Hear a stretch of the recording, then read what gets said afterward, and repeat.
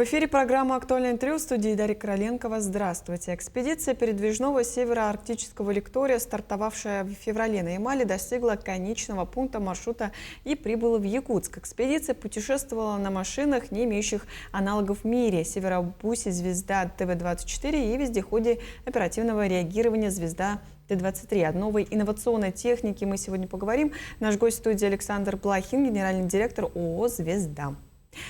Александр Николаевич, здравствуйте. Дарья, здравствуйте. А расскажите о вашей инновационной технике в целом, о вездеходе, амфибии. На основе чего вообще она состоялась, экспедиция? В чем ее уникальность? Значит, экспедиция проходила на наших новых, так скажем, нового поколения вездеходных транспортных средствах. В основе их лежат более 30 патентов. Это и патенты на, соответственно, изобретение, патенты на полезную модель, патенты на промышленные образцы. Это наша российская новая отечественная техника. Там отечественные моторы ярославские, ЕМЗ-534, там отечественные трансмиссии. То есть самые-самые, так скажем, нагруженные силовые элементы, они все отечественные. И в целом отечественных комплектующих там более 90%, причем около 60% мы делаем у себя на заводе. Эта техника, она многоосная.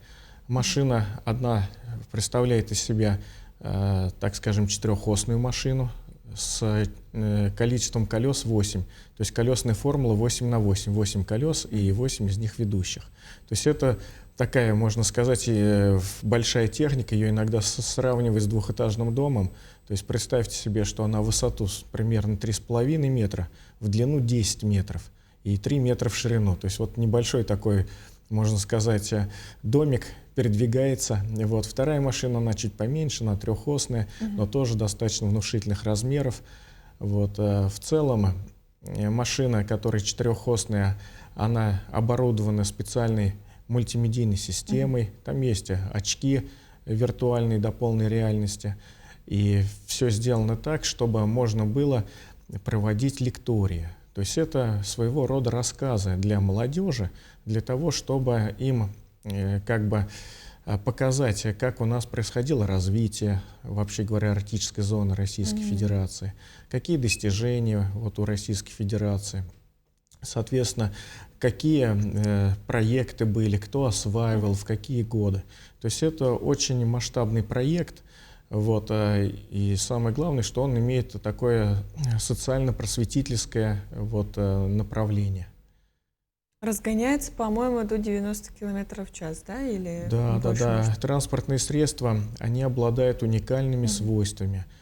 У них не только такая, можно сказать, огромная космическая скорость для вездеходов. Ведь всегда вездеход считался тихоходным транспортным средством. Это 30, 40, 50 км в час. А тут скорости за 80, 90 и на некоторых моделях порядка 100 км в час. Дальше транспортные средства обладают просто фантастической, уникальной проходимостью.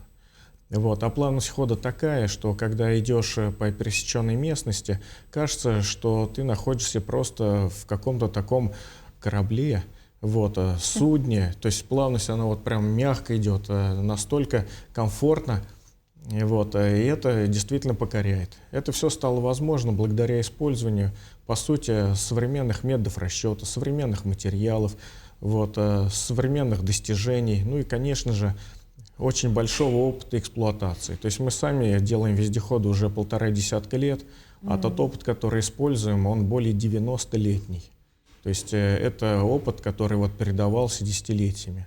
И то, что мы сейчас имеем, это результат, можно сказать, работы большого количества коллектива и наших учителей, и даже учителей наших учителей. Если позволите, я покажу. Такая у нас техника. Так она выглядит, да? Звезда, да, это такая машина четырехосная, в которой проводится лекторий. Вчера мы на площади Орджоникидзе имели возможность всем желающим показать технику. Соответственно, те, кто хотел, заходили вовнутрь, имели возможность убедиться в мультимедийных системах. Кроме мультимедиа, у нас прямо внутри в салоне проходит такая фотовыставка. Это фотографии РГО, которые нам специально дали. Эти фотовыставки, они демонстрируются в Москве, Санкт-Петербурге и имеют сами по себе огромные значения, но никто никогда их не демонстрировал внутри машины. И мы, можно сказать, такая первая передвижная, получается, экспедиция, фотовыставка, на которой знакомим молодежь, а молодежь — это возраст от 8 до 14 лет, вот, с уникальными местами на Земле, ну, естественно, с географией, естественно, с историей. Вот, так, чтобы в маленьких поселках уже, можно сказать, с 8 лет уже знали, как происходило развитие, как происходило становление, вот, как жизнь образовывалась вот в этой сложнейшей арктической зоне. Спасибо. Я хочу тоже показать. Вы мне дали магнитики, да? Это вот фотографии были сделаны, я так понимаю, во Да, время в самой экспедиции. экспедиции, да. Да, и вот где-то можно приобрести их, наверное, да? Или вы как подарок? Да нет, это просто мы для себя, конечно, делаем, вот, на память, так скажем. То есть это памятные кадры для того, чтобы запомнить, ну, можно сказать, фантастическую экспедицию. Ведь если вдуматься, длина этой экспедиции, то есть вот маршрут, он составил 8300 километров. То есть 8300 километров проходили по 3 регионам Российской Федерации. Северным регионам, таким масштабным.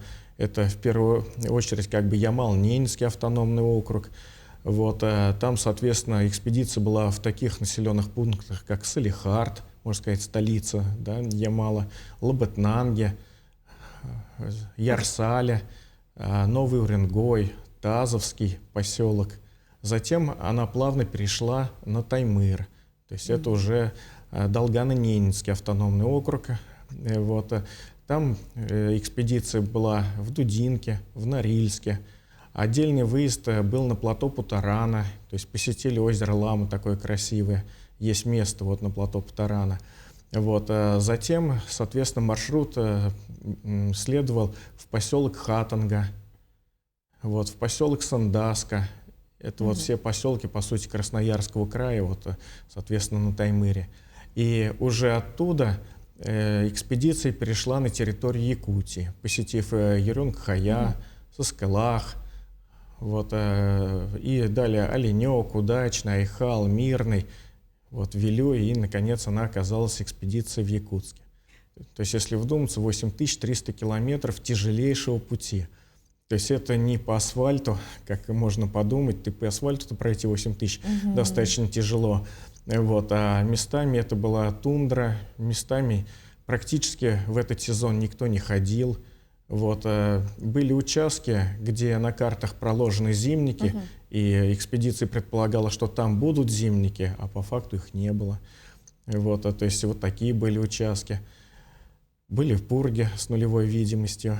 Вот, но тем не менее экспедиция не опоздала ни в один населенный пункт, не сорвала ни один лекторий, всегда пребывала вовремя, вот, и проводила все в том объеме, который был оговорен заранее. Вот, это в какой-то степени говорит о том, что техника, на которой передвигалась экспедиция, она тоже свои задачи выполнила. То есть основная задача была это вовремя, несмотря ни на что, вот, не подвести участников экспедиции, перевести их от одного населенного пункта в другой, вот именно в то время, в которое мы планировали. Ну, результаты были положительными, да? Все было выполнено. Да, конечно. То есть в 13 населенных пунктах были проведены лектории, причем охват колоссальный. Это более 3000 слушателей, вот, можно сказать, молодых ребят, которые смогли вот, услышать, ну, такие фантастические, можно сказать, лекции, которые отчасти проводились, соответственно, в вездеходах. Например, как бы на Ямале, там в поселке Ярсале пришло сразу же 1500 человек, и, конечно, разместить в небольшом вездеходе их не получится. Вот, поэтому для лекторий был выделен отдельный актовый зал, в котором уже он происходил достаточно масштабно. То есть вот были и такие вот случаи. А заправлялись как, в населенных пунктах или… Да, конечно. В основном это все заправки в населенных пунктах. Машины обладают очень большими топливными баками. Одна машина имеет на 1000 литров, другая машина на 900 литров. Ну а в среднем расходы, если хороший зимник, то порядка 35-40 литров на 100 километров. Если в движении по тундре, то в среднем 50-55 литров на 100 километров. То есть это сравнительно невысокие расходы. Вот, а с учетом топлива на борту, вот, пробеги могли составлять без дозаправки по 1000-1500 километров. Вы являетесь индустриальным партнером СФУ. Вот в чем заключается ваше сотрудничество? Да, нам очень повезло то, что мы в свое время познакомились с уникальными учеными университета, которые занимаются, можно по-простому сказать, резинотехническими изделиями. То есть они проводят исследования каучука с разными нановключениями в каучук материалов и получают наномодифицированные версии каучука. Причем настолько успешно, что достигли результаты, которые, можно прямо сказать, являются лучшими в мире. А мы в свое время проводили исследования различного рода пыльников. У нас одно из слабых мест – это пыльники на шарнирах равных угловых скоростей. Это привод колес. Те, кто знает немножко автомобили, они поймут, о чем мы говорим. То есть это такое достаточно узкое место, и в основном они рвутся, очень быстро рвутся. А те модификации, которые были предложены университетом, они уже в первых испытаниях показали, так скажем, долговечность, просто на порядке больше, чем лучшие аналоги, которые можно было бы купить. До 2022 года мы пользовались европейскими, и американскими, и японскими, китайскими, турецкими.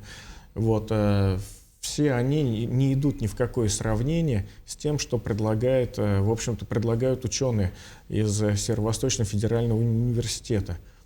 То есть это действительно мировой уровень, это высококлассный продукт. И когда мы все это увидели, нам захотелось применить. Мы долго испытывали, несколько сезонов, в нескольких экспедициях. У нас в 2025 году была масштабная экспедиция с МЧС, это «Безопасная Арктика» на Чукотке. Так про нее говорят, что это самая масштабная была экспедиция в России, которую МЧС проводила. И там эта продукция тестировалась и зарекомендовала себя с самой лучшей стороны. Это экспедиция этого года. Здесь пройдено 8300 километров, пыльники не порвались, как-то не износились, не потрескались. То есть они в очень хорошем состоянии, что свидетельствует о их качестве. Александр Николаевич, и напоследок расскажите о будущих планах, куда еще держите путь, какие будут экспедиции? Мы, во-первых, надеемся, что эта экспедиция лектория, это будет не разовая такая вылазка, а возможно, что это будет некоторая такая регулярная основа. То есть нам бы хотелось сделать проекты, может быть, даже с государственной поддержки, чтобы можно было передвигаться из одного населенного пункта в другой. Это именно, чтобы это были труднодоступные населенные пункты, куда мало кто, в общем-то, приезжает. И там вести такую некоторую просветительскую деятельность, чтобы рассказывать о географии, рассказывать об истории, показывать уникальные технологии, потому что то, что мы сегодня показываем, это и техника, которая сама по себе впечатляет, и мультимедийные, соответственно, вещи, например, очки виртуальные. Я думаю, что далеко не каждый и взрослый-то их видел.